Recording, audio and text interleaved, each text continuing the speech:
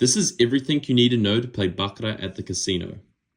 The first thing you need to know is the aim of the game. You have two hands you can bet on, player or banker, and the winner is closest to 9 after each hand stands. Now what you need to know next is how to calculate values and when each hand stands. Calculating the value of the initial deal. So the deal goes as so: one's a player, one's a banker, one's a player, one's a banker, each having 2 cards. What you have to know is that pitches and 10s are worth 0. And if at any point your number precedes 9, making it 10 or above, you take 10 off the total value. So here we have 12, which is over 10. You take away 10, that's 2. Pitches are worth 0, making this value 5. Once you've done the initial deal and know the values, you then check if any hand has 8 or 9, as this will trigger the end of the round.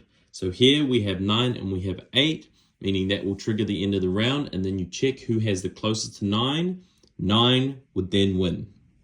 If neither hand has 8 or 9, the next check is to see if both hands either have 6 or 7, as this will also trigger the end of the round, 7 beating 6 in that scenario.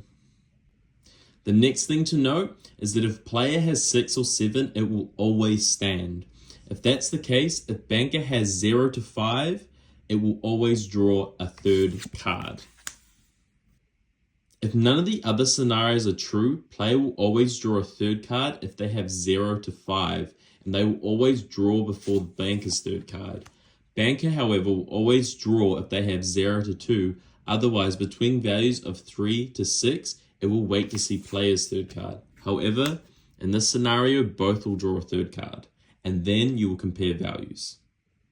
It's important to note that each hand will only ever draw up to 3 cards before they stand, and once both hands have standed, you compare values, closest to 9 wins. So if you look at this hand, who initially had 2 because this value got reset to 2, then adding the 8 resets it back to 0, hitting 10, making that value 0.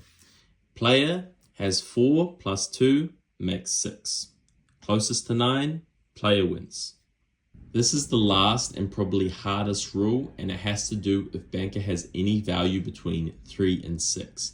Because its third card being drawn is going to be based on its own value and the third card that player draws. So in this scenario, banker has 5, player draws a third card, and banker then has to assess what its own value is and what the card is. Here's a table to try help you.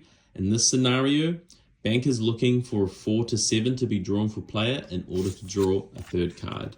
Now that that's dealt, you compare values and player wins on 8. The last thing you need to know is that if both values are the same after both hands stand, bets are pushed and is essentially a draw.